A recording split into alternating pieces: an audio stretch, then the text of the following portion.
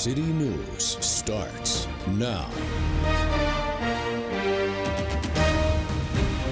A new mural in memory of Irina Zarutska, the Ukrainian woman stabbed to death on the Blue Line train last summer. Thanks for joining us tonight at 10. I'm Brian Blakely. It has been nearly 6 months since Zarutska was killed as her train entered a South End station. The new memorial comes as Charlotte and state leaders are holding heated debates in Raleigh over her death. Queen City News anchor Caroline Boyer shows us the artwork. Right now, West Moorhead Street is closed because of a water main break, but once it reopens, anyone who drives or walks by will be able to see this mural of Irina Zarutska on the front of Mr. C's restaurant. I think it's a good reminder of her.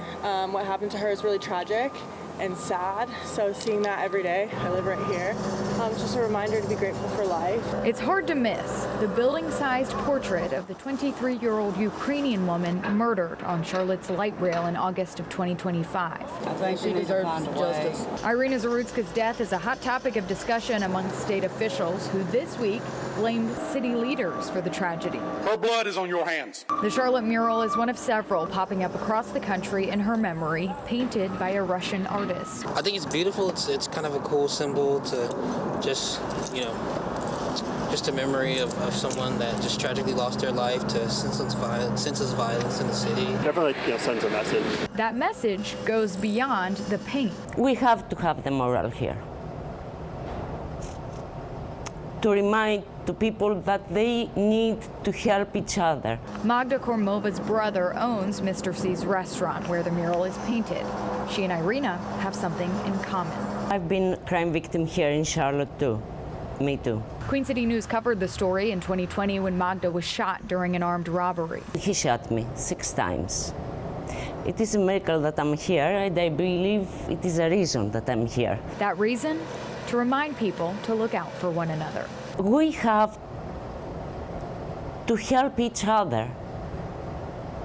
Now everybody not care about the others and no help. This is no good. In Charlotte, Caroline Boyer, Queen City News. Newton officials are announcing the pending retirement of the city's police chief. It comes a week after he took the blame for the release of a man wanted for charging one of his officers. Queen City News crew witnessed the February 3rd arrest of 18-year-old Amon Henderson. He was accused of trying to break into a Newton apartment the day before with a gun. Henderson was reportedly shot when he charged an officer searching for him. He was treated at a Winston-Salem hospital, which released the suspect because no officers were there to keep him in custody. Chief Vidal Sipe says that his team notified hospital staff to notify them if Henderson was out of treatment. Sipe took responsibility for Henderson being free for nearly a day. In a statement tonight, city officials credit Sipe for reinforcing service, respect, and accountability for the Newton Police Department and for his work to prioritize public safety. Chief Sipe's retirement takes effect April 1st. It's not how much trouble it's going to be. It's what is Alec Murdaugh guaranteed to under the 6th Amendment. Attorneys for convicted murderer Alex Murdaugh presented arguments before the South Carolina Supreme Court today, asking justices to overturn that decision. He has been in prison since 2023, that conviction in the killings of his wife and younger son. But Murdaugh continues to insist he's innocent. Supreme Court justices heard arguments today from Murdaugh attorney Dick Harpootlian and the trial prosecutor, Assistant Deputy Attorney General Creighton Waters. Harpootlian points to misconduct by court officials and evidence of Murdaugh's other crimes that should not have been allowed in the trial. Waters argued the nature of the case warranted the evidence prosecutors presented. We'll have more from today's appeal hearing in our next half hour. Federal and local investigators are still gathering clues in the disappearance of Nancy Guthrie, the 84-year-old mother of Today Show anchor Savannah Guthrie. Nancy disappeared on January 31st, and detectives believe that she was abducted from her Tucson, Arizona home. Authorities are not saying much after what was seen as a major break in the case last night. John Mueller reports on the latest twists in the investigation. Day 11 and Arizona police and FBI agents are back out on the roads and in the brush looking for clues, convinced whoever kidnapped 84-year-old Nancy Guthrie lives in the Tucson area. It comes a day after the most promising break yet, the FBI releasing video of someone armed appearing to tamper with the camera at Nancy Guthrie's front door the day she disappeared. The video shows the person trying to cover the camera, putting leaves on top of the lens. An FBI official said on X the agency released the video with an hours of receiving it, hoping someone would help identify the individual. Overnight, the Pima County Sheriff's Department detained a suspect during a traffic stop south of Tucson. The FBI and Sheriff's Department also searched his home. The subject was released, his mother-in-law telling News Nation he looks nothing like the masked suspect on the surveillance video. Did the eyes look like your son-in-law at all? No, not at all. Do you see the mouth? Yeah, no. He doesn't look that out. It's now 11 days since 84-year-old Nancy Guthrie disappeared from her home. Her family still believes she's alive. We are at an hour of desperation, and we need your help. And now TMZ reporting it has received a new note. It doesn't appear to be from the kidnapper. Instead, it's from someone offering information that could lead to the kidnapper. That person demanding 1 Bitcoin worth approximately $67,000. That's more than the $50,000 reward being offered by the FBI. Charlotte Mecklenburg police are showing off the results of what they call a major drug bust in West Charlotte. Investigators say they got a tip about a large amount of narcotics at an apartment near Tyvola Road and Billy Graham Parkway. They got a search warrant, raided the house, and found nearly 8 ounces of fentanyl, 21 pounds of marijuana, and other illegal drugs. They also seized 4 guns, 368 rounds of ammunition, 2 gas masks, and a set of body armor. Officers arrested 25-year-old Daniel Torres, who now faces numerous charges of trafficking heroin, fentanyl, marijuana, plus possession of a stolen firearm. He is being held without bond in the Mecklenburg County Jail. Members of the new panel overseeing transit improvements in Mecklenburg County are getting a better look at plans to use money from a new sales tax increase. The Metropolitan Public Transportation Authority will oversee the spending of revenue from the 1% sales tax increase approved by voters in November. Tonight, leaders outlined short, mid, and long-term plans for the funding, including improving bus and light rail service and building the Silver Line light rail to Belmont. The panel also discussed the recent federal audit and security issues that surfaced in the wake of Irina Zarutska's murder. Officials say they're working to make fixes. We will state what we are doing to correct or remedy the finding, as well as the timeline by which we will remedy those findings. Revenue from the transit sales tax will start to be collected in July. Associated Press sources tonight say Pentagon commanders allowed Border Patrol agents to use an anti-drone laser last week, leading to the shutdown of the airspace around the city of El Paso. Sources say the laser was used to counter Mexican cartel drones coming over the southern border. Explanation comes a day after confusion that grounded airline passengers and angered lawmakers. FAA issued an order earlier this morning preventing all flights around El Paso International Airport. The grounding, reported to last 10 days, only lasted a few hours. Tonight, we're learning the laser that was deployed from Fort Bliss was enlarged from the West Texas Army post. Gabrielle Caracciolo looks at the controversy.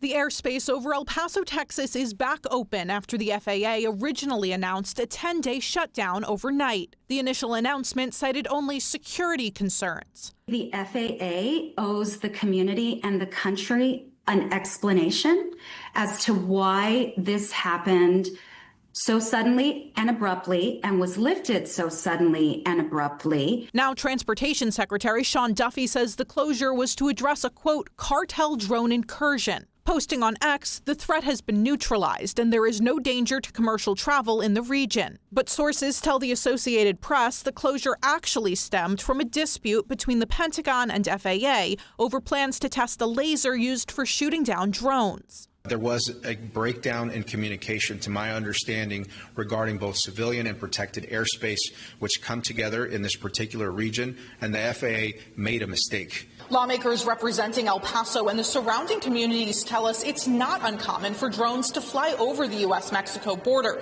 They want more transparency from the Trump administration about what led up to this decision. That is not the way that the federal government should operate. It was a grave mistake, and it really created chaos in our communities. Among their concerns, the airport, Congress, and even TSA officials weren't given a heads up. That's a problem. It also remains unclear why the initial closure was set to last 10 days. In Washington, I'm Gabrielle Caracciolo. Your Charlotte Hornets were back in action tonight, looking to start a new win streak. The Buzz hosting the Atlanta Hawks at the Spectrum Center and playing without 2 starters, Moussa Diabate and Miles Bridges. who were suspended after that on-court brawl in Monday night's game against the Pistons. Hornets had won 9 straight until they lost Monday. No loss tonight. Hornets won 110-107 behind Brandon Miller's 31 points. Highlights on CSL at 11. Tara? Well, after this nice little warm-up and kind of a taste of spring these last couple of days, we're doing the opposite tonight. We had that cold front passing through earlier with some clouds, a little bit of rain in parts of the area, and temperatures here so far ranging some 10 to 20 degrees colder compared to 24 hours ago. So how much cooler will it be for the rest of the week before some weekend rain moves in? I'll show you a timeline on that too. That's next. So I'm basically being held hostage by FedEx because I have to stay here all day long waiting on the signature. More FedEx customers are absolutely positively upset over delayed deliveries. What the company is saying about their complaints. I knew how cold it was, and I didn't want him to freeze. Teenager becomes a real example of paying it forward, how he turned his hard work into a way to help people down on their luck. We got a whole lot coming your way tonight at 11 o'clock on Carolina Sports Live. We saw our first on-track action today at Daytona practice this morning, qualifying earlier this evening. We're going to tell you who's on the pole for the Daytona 500 and who's going to be starting beside them on the front row as well. Plus a breakdown of the Hornets matchup against the Hawks, the first game following the suspensions of Miles Bridges and Moussa Diabate. That and a whole lot more at 11 o'clock right here on CSL. You're watching Queen City News, the most honored and the most local news in Charlotte.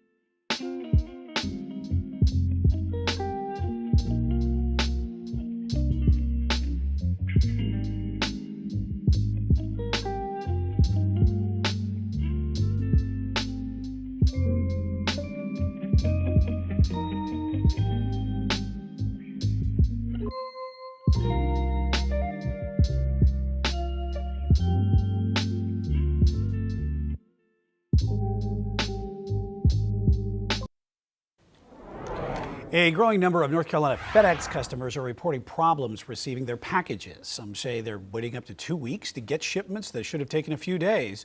Hojung Rio heard from some of the frustrated customers. So, where's my package? That's what some FedEx customers with packages coming through Kernersville FedEx Hub are asking, for days and for weeks.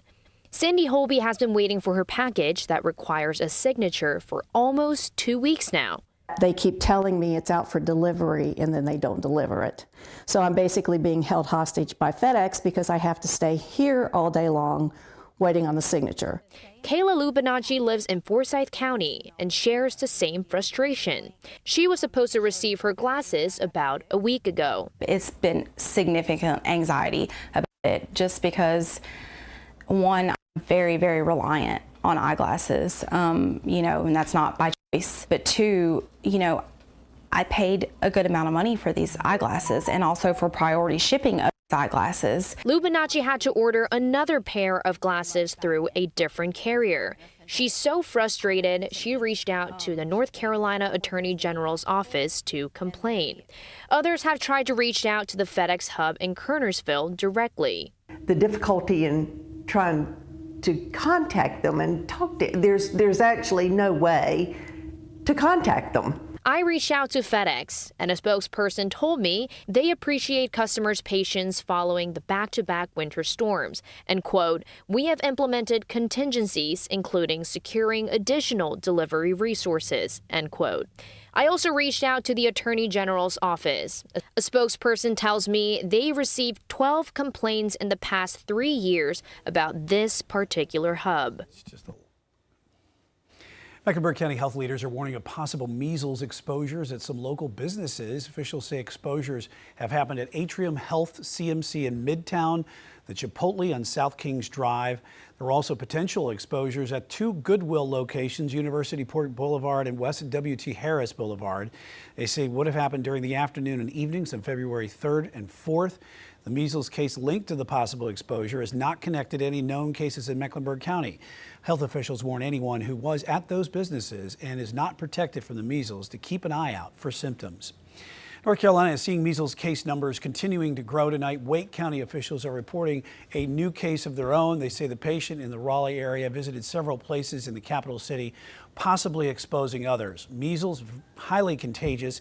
It was declared eliminated in the U.S. for more than 2 decades, but the American Medical Association says it could soon lose its elimination status. You know, we fully expect that number is going to continue to grow as we, see more of these sort of introductions of measles from South Carolina or from elsewhere in the country. Local, state, and federal officials continue to say the best way to prevent the spread of the measles virus is to get vaccinated. They say the MMR vaccine is safe and available from doctors, health departments, and pharmacies. Let's talk about that weather tonight. Head up to the mountains. Appalachian Ski Mountain just wrapping up a night of operations. The mountains will be back below freezing tonight. That's good for the mountain and those skiers and snowboarders. As they saw some temperatures really jump up here. Chief Meteorologist Tara Lane joined us today. We've really had some nice warm temperatures into the 70s again today, right? Right. Lots of spots up around that 70-degree mark once again. But we're going to be taking a little break from that again for a little while, even though it's not getting terribly cold. I mean, here tonight, yeah, we are going to have some below freezing temps, but we're just going to get back to more seasonable levels of cool weather here, typical for this part of February coming up over the next couple of days or so. And that's behind the cold front that moved on through earlier today, and that's why we had the extra cloudiness, especially first half of the day today before everything kind of cleared out later in the afternoon and evening, and we saw a nice return of that sunshine. And we had a little bit of rain. Some of you, not everywhere, saw the rain, but a little bit of spotty light rain and drizzle around earlier today. So yes, indeed, we did hit 70 degrees, well above the average of 56, not though making the record again for another day, 77 from back in 2017, 59. 59 degrees was our low temperature this morning, so we're already 10 degrees below that in the Queen City, 49, even a little cooler there in Concord so far, but still hanging on to some low and mid 50s from South Carolina east along Highway 74 and getting a little chillier and approaching that freezing mark there up in the mountains, mid to upper 30s around Jefferson and Boone and down through Avery County. So front pretty far away at this point, taking those lingering scattered showers along with it, mainly offshore and down through parts of the deep south, southern Alabama, heading into Georgia there. So high pressure's taking over. We're looking at a mostly clear but colder night. Again, we're already feeling that, and this is what you're going to be waking up to tomorrow morning. Several areas in the 20s, especially the mountains, mid 20s. We'll dip to about 29 for you all in Iredell County around Statesville and Troutman and Mooresville, Salisbury down to 29 degrees, about 31 in Lincolnton, right at freezing. Gastonia, Shelby, about 33 in Rock Hill and Fort Mill, and more of the same, those lower 30s off to the east toward Richmond County. So cooler dip here in the jet stream behind the front. All the warmth gets kind of shoved off to our south and west for a little while. But as I said, even though it's going to be a cold start in the morning, I would call it comfortably cool tomorrow afternoon, 57 at 4 p.m. So so not too shabby. And we will see kind of a mix of clouds and some sunshine, so it won't be totally sunny all day long. Now, the rain is needed. We've been saying this so much lately. Already in this fairly young year here of 2026 so far, we have a over 3-inch deficit when it comes to how much rainfall we've seen or lack thereof. And we have widespread severe drought conditions in place, but we do have some actual beneficial rain and a pretty decent soaking coming in for Sunday. So if you are going out maybe for Valentine's Day or thinking of taking a little hike or doing something outside during the day on Saturday, we're still looking good. And you'll see that on the timeline. So through 6 o'clock on Saturday, still the majority of the rain is back off to the west, but closer we get to midnight, we may start to get some scattered showers trickling in.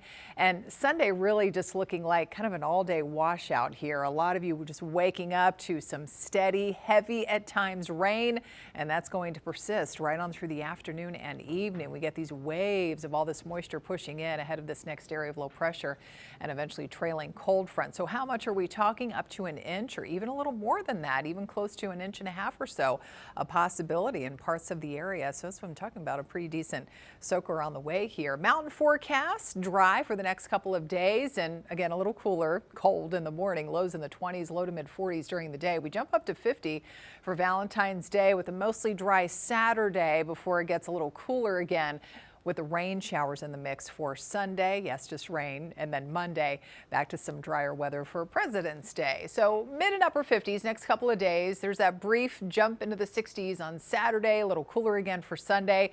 And it looks like another warm up ahead, close to 70 again for 7 days from now. I don't understand why it's so expensive and nobody's giving us any answers. People across the Carolinas are suffering from sticker shock as they begin to get winter heating bills. What utility providers are saying about the rising costs of staying warm. And they're nearing the end of their Walk for Peace, where a group of Buddhist monks will make one more stop, and how they'll go home. You're watching Queen City News, the most honored and the most local news in Charlotte.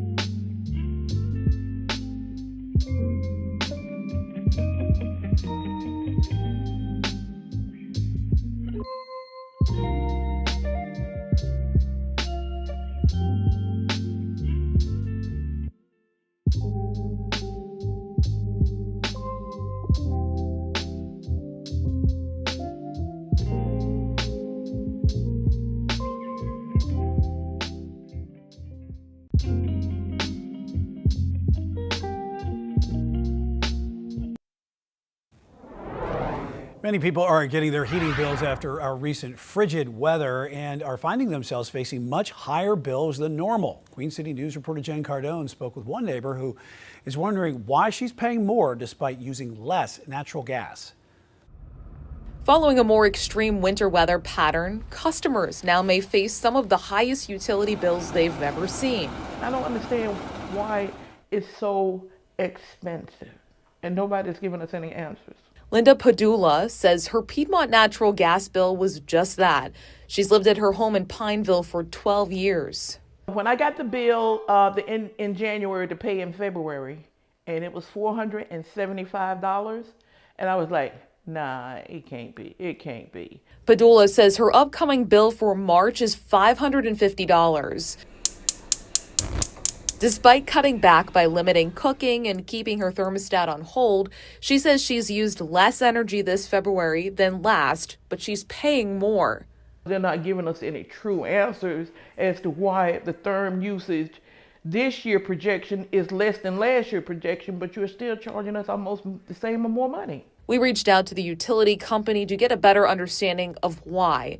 Padula isn't the first person we've heard from with high gas bills. A Piedmont natural gas spokesperson says rates have gone up because of the prevailing cost of gas. This is a cost the utility says it passes directly on to the consumer dollar for dollar, but that it works to buy natural gas during off-peak months to help customers reap those savings. Heating oil prices in New York. The utility spokesperson suggested enrolling in Piedmont's equal payment plan to level out bills. Jen Cardone, Queen City News. The case of South Carolina lawyer sent to prison for the murders of his wife and son goes before the state's highest court. The arguments Alex Murdaugh's attorneys are making to get his conviction overturned. They're really good paying jobs for this state. And a check on the health of South Carolina's auto industry, what its top experts and executives are saying about the present and the future. You're watching Queen City News, the most honored and the most local news in Charlotte.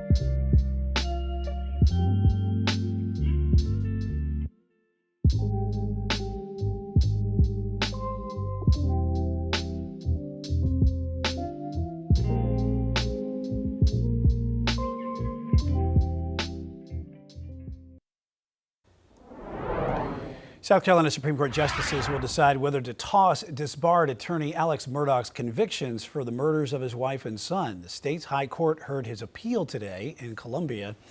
The jury found Murdaugh guilty in the killings of his wife Margaret and younger son Paul, but the disgraced lawyer maintains his innocence, insisting someone else committed the deadly shootings. Emma Charles has today's arguments.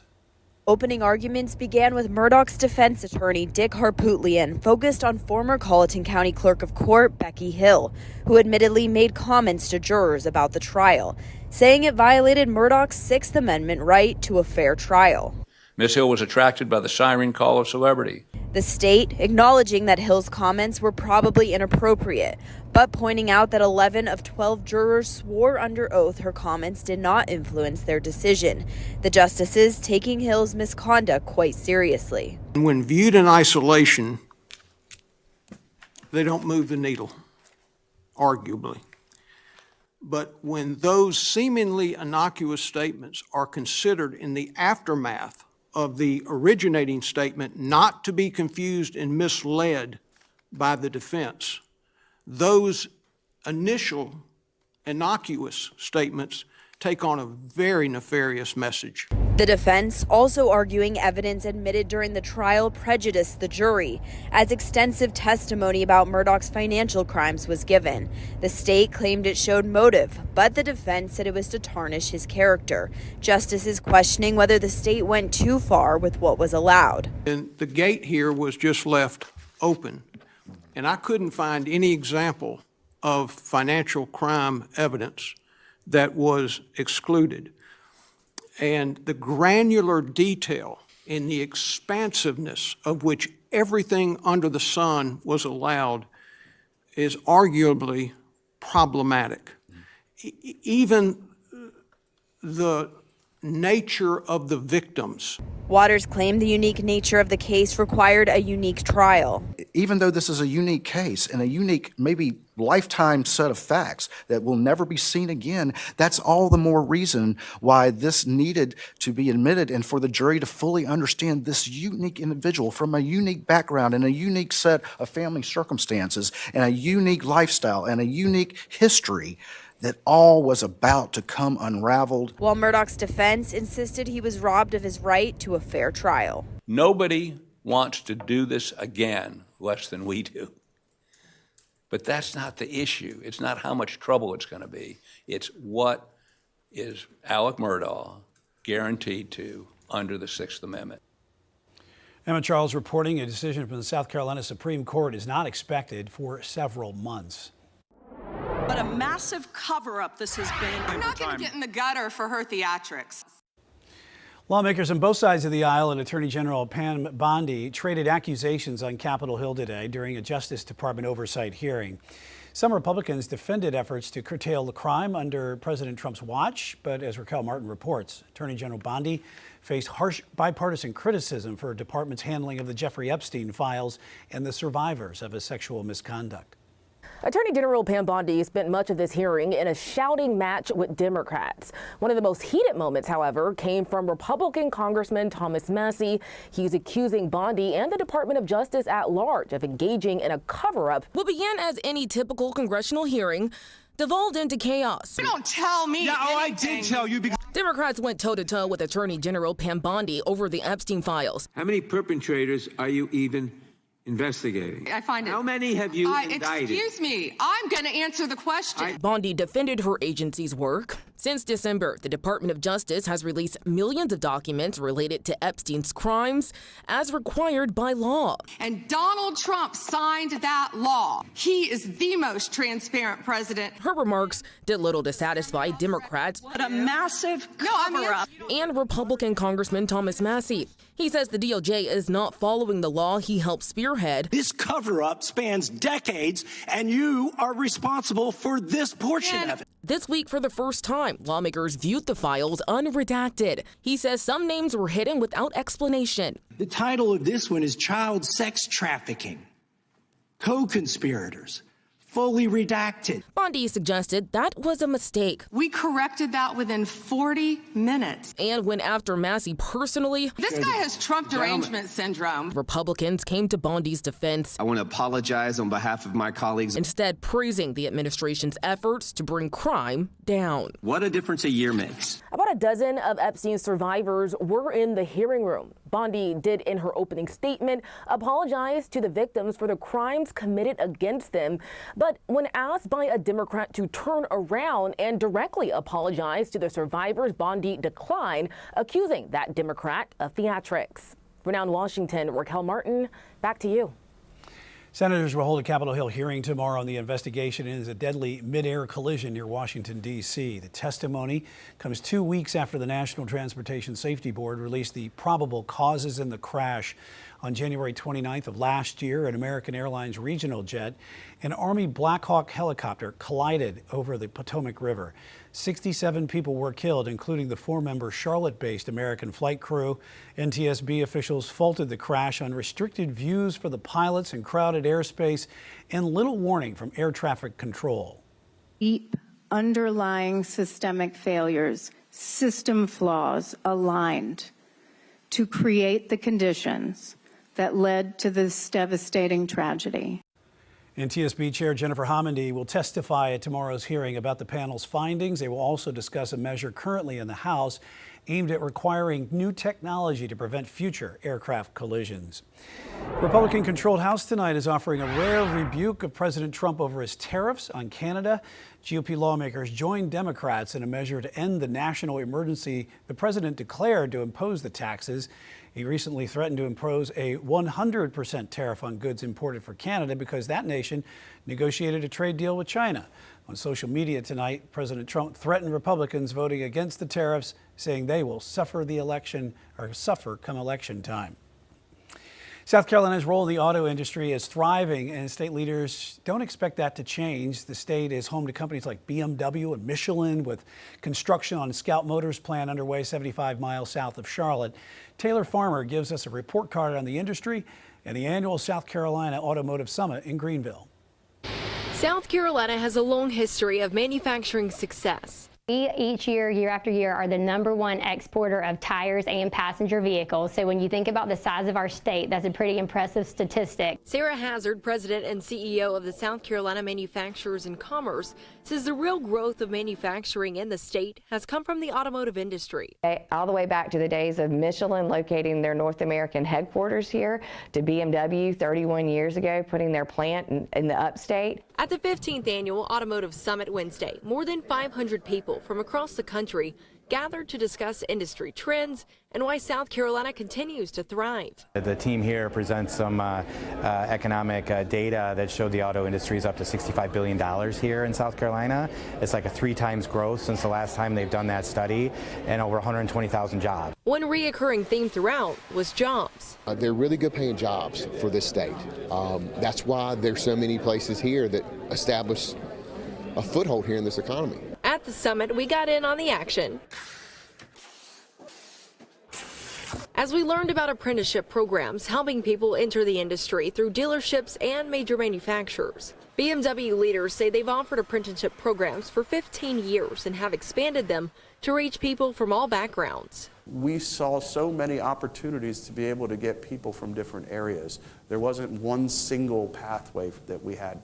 Tariffs were another hot topic. Leaders saying while there were concerns about the impact of tariffs on imported goods, the industry adapted. Like what you ultimately saw is that the industry is resilient. It's adapting, right? The OEMs want the suppliers to survive. The OEMs need to maintain market share, so they're not going to really increase, price. And so you really kind of saw this resilience happen with the industry.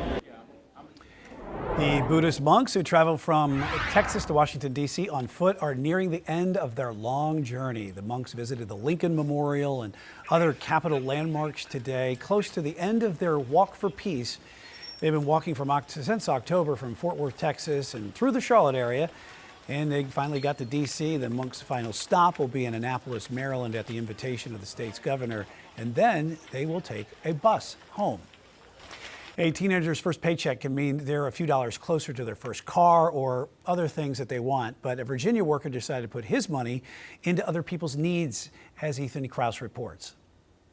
18-year-old Jesse Wade started his job at Burger King just a few weeks ago. At the same time, he noticed a need in his community. As the winter temperatures were being felt in Norfolk, Wade wanted to make sure those in need had the ability to stay warm. I brought 100 blankets, and I walked around and started handing them out to people that was out, because I knew how cold it was, and I didn't want them to freeze. And they was thankful, and they had a smile on their face. With one of his first paychecks, Wade bought blankets, hand warmers, and supplies and handed them out at the Center Homeless Shelter, the Salvation Army, and the Norfolk SPCA. Wade says that by helping others, he hopes to set an example for his two younger brothers. It's like I wanted to show an example to the younger generation and to my two little brothers. It was good. I had a smile. I was happy that I did it and showed them what it was like. Wade's father, Antoine, says he was proud of his son's decision to lend a helping hand, and that the two have already discussed ideas to help the community again this year. Next thing is probably do like hot dogs or something like that during the summertime, or if we go through another cold weekend or week, probably try to do more blankets or hand warmers. Friends and family, we all support him, or all the boys, anything that they want to do positive, and I think that's big, and what the community needs is for the parents and friends and families to pull together and show everyone that we all is one. What a generous heart there. Well, we're checking the weather tonight, and have you been outside at all lately here tonight? It feels a little bit colder out there, and yes, indeed, we have that cooler flow returning after feeling that little taste of spring these past couple of days. How much cooler it will be before some rain moves in for the weekend. I've got a timeline on that. That's next. The sort of role model qualities hopefully are sort of baked into who you've become.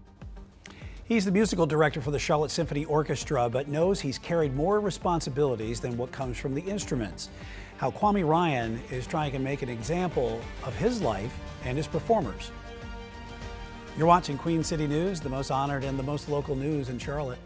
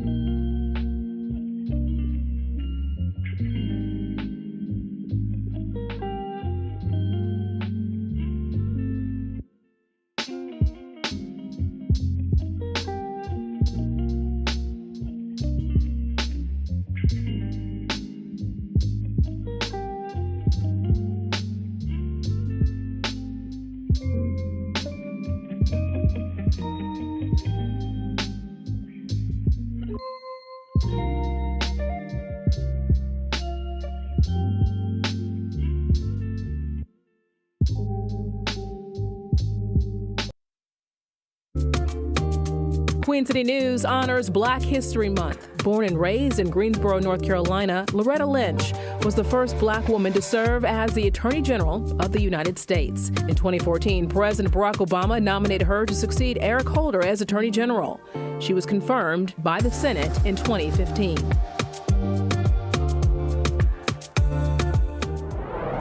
Making history is not something Kwame Ryan says he planned for, but the significance is not lost on him. Ryan is the first Black musical director of the Charlotte Symphony Orchestra, and he sat down with Queen City News anchor Will Lewis to discuss his latest achievement.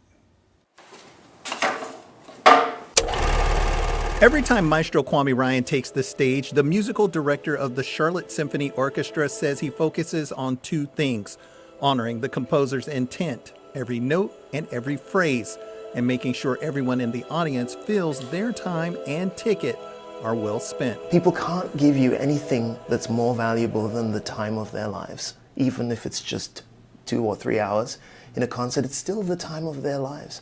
And I want to make that worth it for them. Ryan was named musical director for the 2024-25 season, making history as the first person of color to be named to the position. That milestone was followed by another, a Grammy win at the 68th Annual Grammy Awards. As a Black conductor, we're a small demographic, but getting less so, one generation at a time, and moments like these could be so inspirational for the people who will follow. Ryan won for conducting Hagee Intelligence, a Best Opera recording commissioned by the Houston Grand Opera.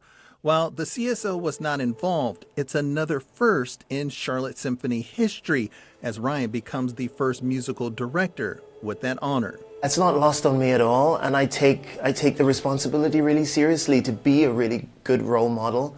At the same time, you're just living your life, and the sort of role model qualities hopefully are sort of baked into who you've become. Ryan's love for music started at 10 while watching the New York Philharmonic. That early spark grew into a career that has taken him to stages around the world.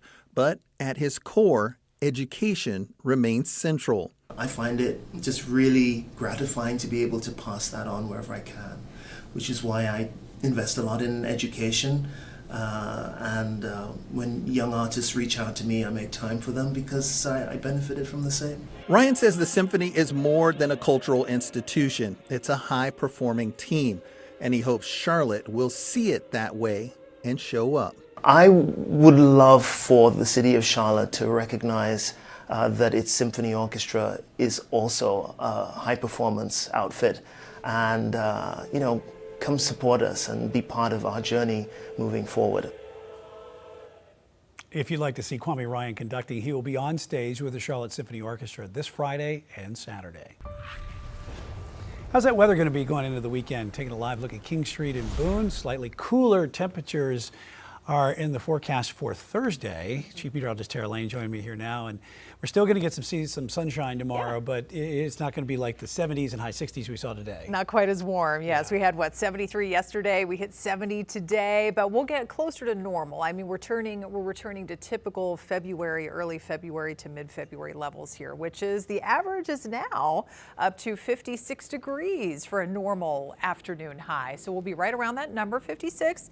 That's nothing terribly cold, but it is going to be a chillier start for sure in the morning. We're only down to 48 degrees in the Queen City. A live look there, downtown Albemarle. Hello to my friends in Stanley County out there tonight. We have a quiet stretch of road, of course, late at night here, and mostly clear sky overhead. The trees are kind of still after the wind picked up a little bit earlier today. Getting a little gusty briefly with that front passing on by, and some of you picked up a little bit of rain. It wasn't much this morning, but we're going to be rain-free into tomorrow and again on Friday, and for Valentine's Day too, for the most part, before that high rain chance returns for the end of the weekend. But let's talk temperatures. So we are running, look at this, anywhere from 10 to 20 plus degrees cooler compared to this time last night. 49 right now at the airport in Charlotte with a lighter north-northwest wind. So instead of the wind coming out of the south and west and that warmer direction, it's shifting out of the cooler direction out of the north. So keeping those temperatures in check. We've got 52 in Rockingham and Cheraw there. 45 though though, in Chester, mid-40s, heading up and down 321 until you get down to Gastonia, still sitting at about 50 degrees, and then mid-30s so far up in the mountains. Cold front moving on by, taking any sort of rain chance with it, so we've got drier weather taking over for a little bit. So the kids and parents may be waiting outside with the kids out of the bus stops in the morning, bundling up for sure. A lot more. Some of you waking up to upper 20s and even mid-20s in the mountains. Will be generally around the mid-30s early in the morning around most of the Charlotte metro, but it will be a dry start, so no need for the umbrella. Again, cooler for the rest of the week, and Valentine's Day we actually briefly jump into the 60s again before that next system moves on by, staying dry through that first half of the weekend for the most part before, tell you what, Sunday just planned for pretty much a washout of a day. Those rain chances continue from morning through the afternoon and evening. 59 degrees right now, or for tomorrow afternoon, that top temperature under a partly cloudy sky.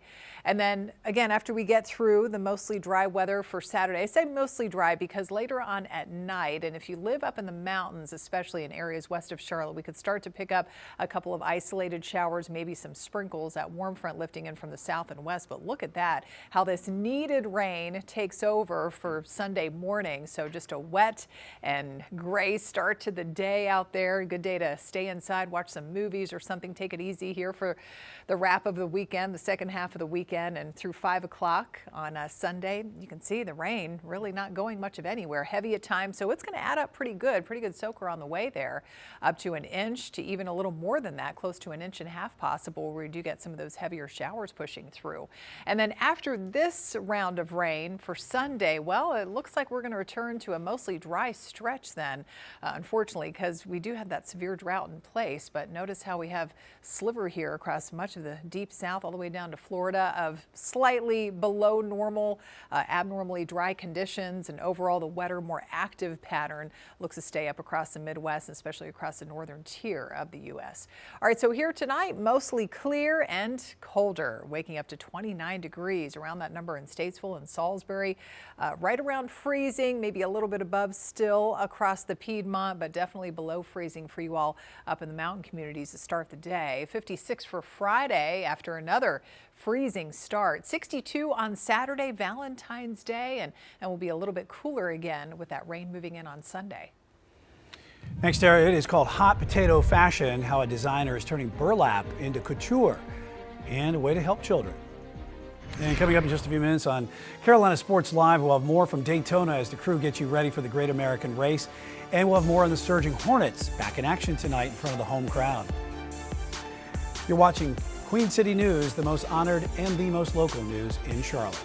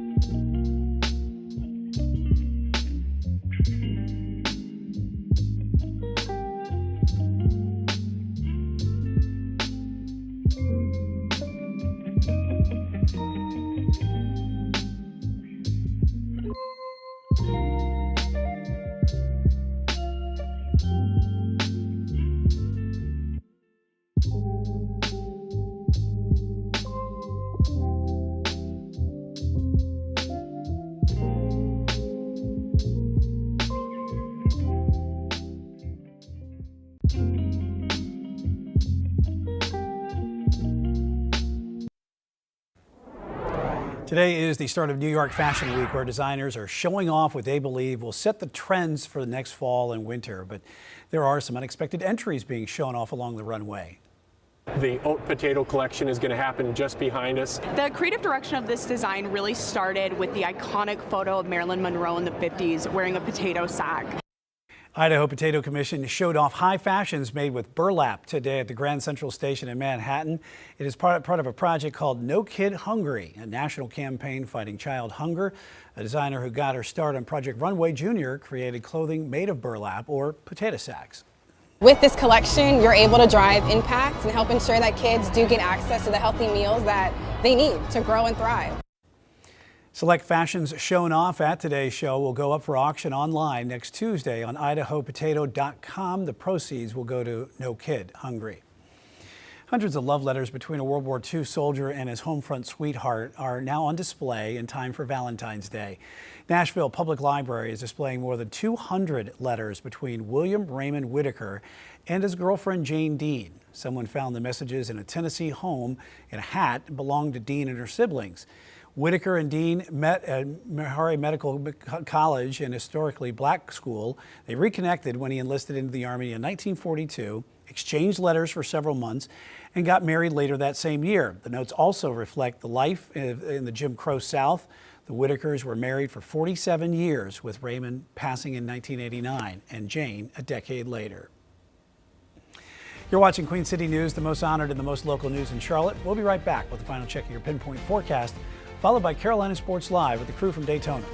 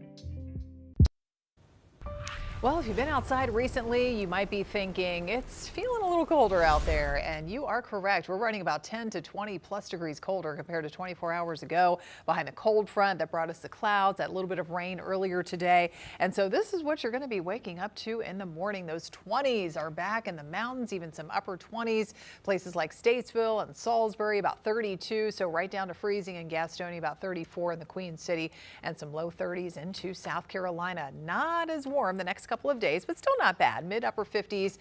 We briefly jump into the 60s. Valentine's Day still looking dry for Saturday. Rain for Sunday. All right. Well, hopefully that'll change. Yeah.